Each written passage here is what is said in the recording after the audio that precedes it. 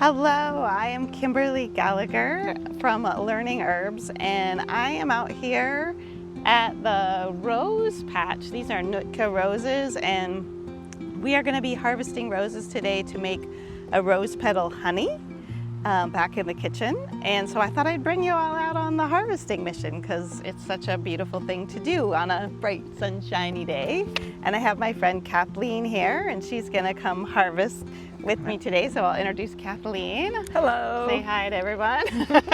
So happy to be here. Yeah, so we are going to pick these roses into these little harvesting baskets, which John got for me at a herbal fair that he was at some time ago, and this was mine and this was Haley's, so I brought this one for Kathleen to use today.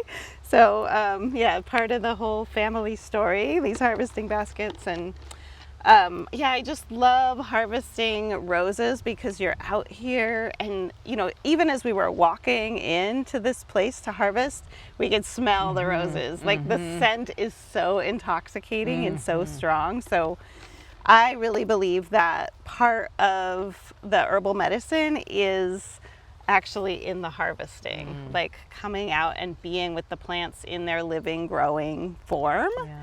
So this is a really beautiful opportunity to be out here with the actual plant growing in the sunshine.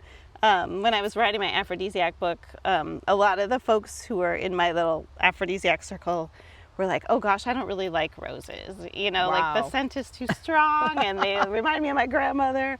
But then like we went through a season where they were out with the roses, and when we came back around to talk about our experience, everyone was like, oh my gosh, I love the roses. They saw the light. Yes. Yeah. Yeah. So so when you're picking these roses, you know, this is a pretty abundant patch, and as we were walking in, there were several other patches. So we can pick quite a few roses here without hurting this patch, but it's still nice to think of, you know, maybe harvesting 1 in 10, something like that, rather than decimating the whole patch. And one thing about rose bushes is that they don't only make flowers, they make fruits. So if you leave the flower, it will turn into a rose hip, and you can come back in the fall and then harvest the hips. I can't wait for that video. Yeah, so the hips are really high in vitamin C and just have all kinds of healing qualities of their own. So it's nice to leave some to come out for hip harvesting.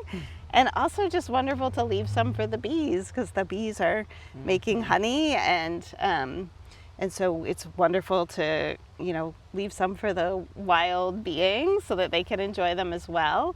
Speaking of, there's a little bee. There's a bee just came. I've even noticed when the deer come and eat the flowers in my garden, they don't eat all the flowers off of one plant. They always leave some. Nice. So it feels like a very natural kind of thing to do, and a natural way of relating and interacting with a plant.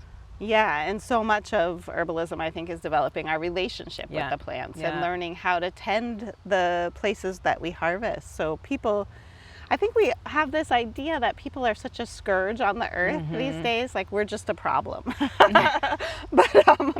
But like when I read Robin Wall-Kimmerer's book, Braiding Sweetgrass, and she really talks about how when we are in right relationship with the plants and tending them, tending the stands where we harvest, we're actually a contribution to the plants. And so we can be in this reciprocal relationship with the plants as we learn about them and learn about how to harvest in a good way. So sometimes what I'll do is, even if I'm taking a flower, I might just leave a petal or two. Because what these flowers are for, right, is to attract the pollinators. And so if I leave a couple of flagging petals, you know, that little flower might still get pollinated. A bee might still be attracted to that and come and pollinate it. So that's another reason to leave some flowers, so that the pollinators come and keep this beautiful rose patch flourishing. So those are some of the tips for harvesting, and we'll talk more about, you know, roses and how I use them and how to make the honey when we get back into the kitchen. Yay. So fun to be here. All right, we're gonna harvest. Here we go. Hello, we are here in the kitchen now. We've come back from our harvesting mission, and we have our beautiful rose petals and the honey so that we can make our rose honey. And Kathleen is here with me, so I'll invite her in. And we're going to just be making, we're going to make the most amazing rose petal honey. If you have not tried herbal infused honeys, then this is going to be a real treat for you. So we just need to fill this jar about halfway full with some chopped up rose petals. So we're going to take these rose petals onto the cutting board and do some chopping. And oh my gosh, I can just say they smell amazing. Yeah, so good. And Kathleen came today. If you remember, if you've been watching the channel, she was here for making the Shazam Right. Brussels, right? So she comes for the really luscious preparations, right? Kathleen's smart. You were sharing with me that you use rose petal oil sometimes. I do. I really love it. I have to say rose is probably my favorite scent.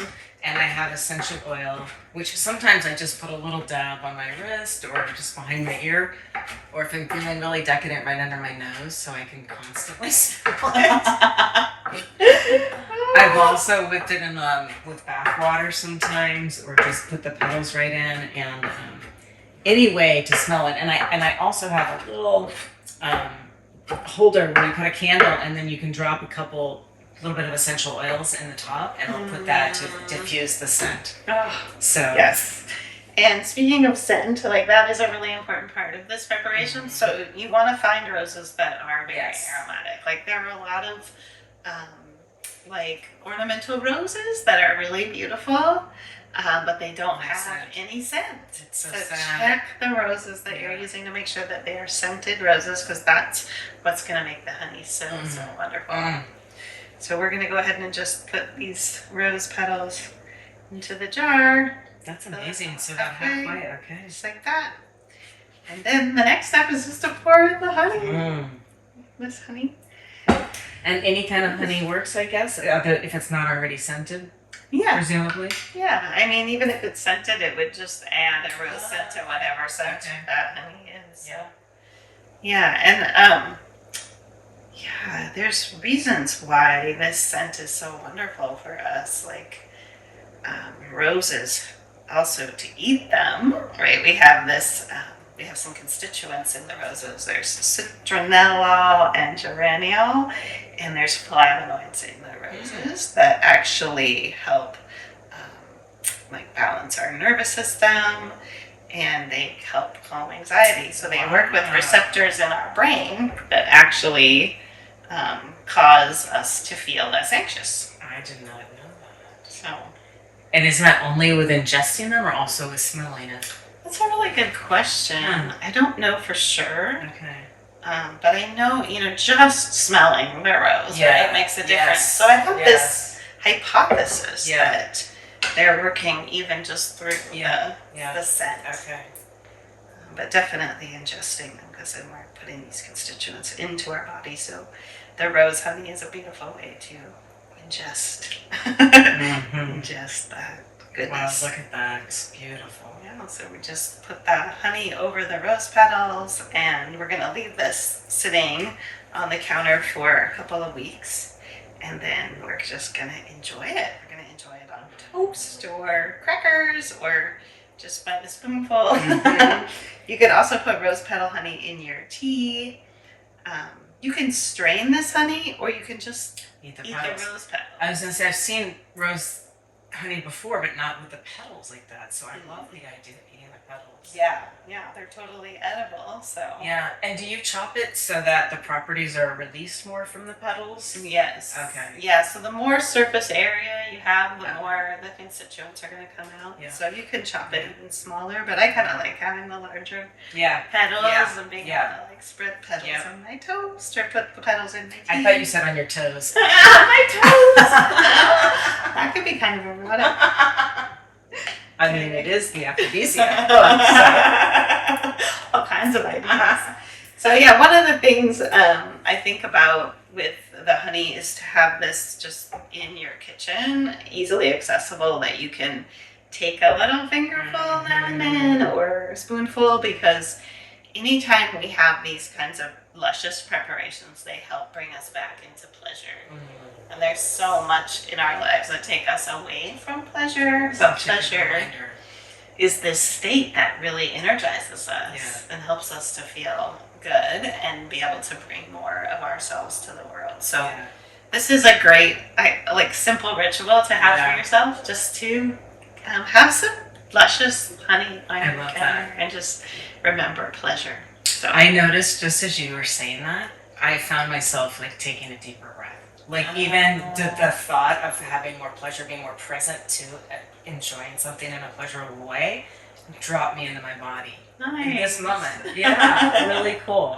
Yeah, so amazing. Like the power of herbs is so much stronger than just making a medicine and taking a tincture. Yeah, right. There's so many ways that we can bring the herbs in and have these benefits that you don't even necessarily think of. Right.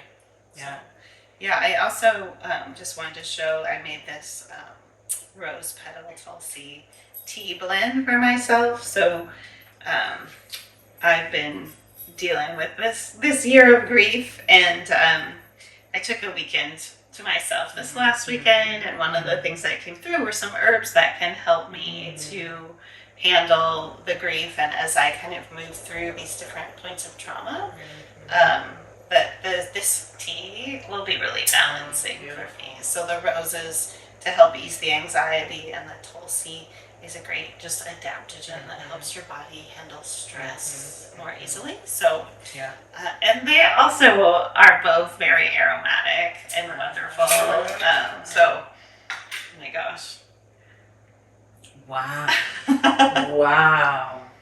So yeah, Tulsi Rose tea helped me through my mom's death, and I feel like, I want to rely on it now as well. So just thinking about all the ways that we can bring rose petals in to really nourish us and help us to.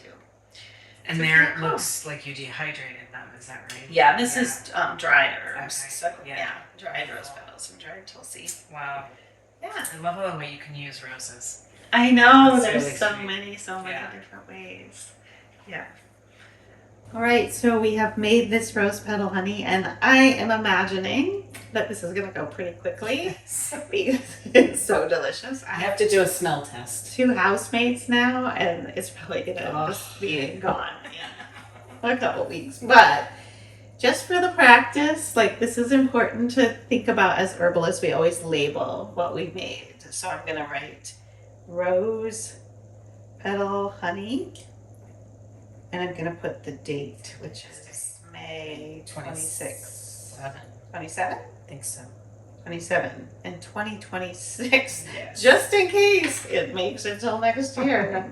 Just in case it gets Very put away on a shelf and you But forget. this is my favorite way of labeling jars right now, is I just take this scratch paper and I write what I've made. Yeah. Then I take a piece of tape and I just put it all the way Do you want me to put the lid on? Oh, sure. Yes, it doesn't. Got our lid, and then we just tape it right around there. And the tape is pretty easy to take off later. Perfect. So when we want to use the Perfect. jar for something else, we can just take our label off. And then I have this little Lazy Susan, which lives in various places in my kitchen. But this is where I put the things that are brewing in my kitchen, is on the Lazy Susan, so that I see them every day and remember to stir them. So you do want to stir your honey every day, maybe multiple times a day. Like the more you stir it, the more the petals are getting mixed into the honey, and more constituents are getting drawn out. So yes, stirring daily is great, and you also want to just keep the plant material under the menstruum, so whatever your menstruum is. You don't want the plant material sticking out, because that's when you get mold growing and things like that. Okay. Yeah. So so I'll leave it there for a couple of weeks, stirring it. Maybe I might decide to eat it a little sooner than that, but I we'll love see. getting a look at what's brewing in Kimberly's kitchen. There's always something brewing. And I've put my hawthorn cordial in this little jar, so that I remember that I have hawthorn cordial and can enjoy that in my body. So things that I want to remember to see on that little Lazy Susan. So Beautiful. so we have some leftover rose petals here, and I don't know, maybe rose petal tea. Maybe I'll dry them for future teas, or maybe I'll just take them and scatter them into my bath tonight. Yes. Yeah. I even had a vision of scattering them in the sheets and you can sleep with them. And it just came to me. Yes, I love that Love one. it. Yeah, one of the gals, when I was writing the aphrodisiac book, she said just putting the rose petals in her bath made her feel like a queen. Yes. You know, it's like, Yes. oh. And anything that makes us feel like queens is wonderful. And it's Is needed. It like slows us down into a whole different pace of life and a whole different feeling of life than the busy go that we all get wrapped up in. So true. I'm going to invite you to let the rose petals take you into this place of sensual pleasure and slowing down and really savoring the beauty of life. Beautiful. Beautiful invitation. I accept. And thank you so much for Thank you. coming and playing with me in the kitchen. It was so fun. So fun to be here. We'll do it again. Okay, I look forward to it. Thank you. Bye, everyone. Bye.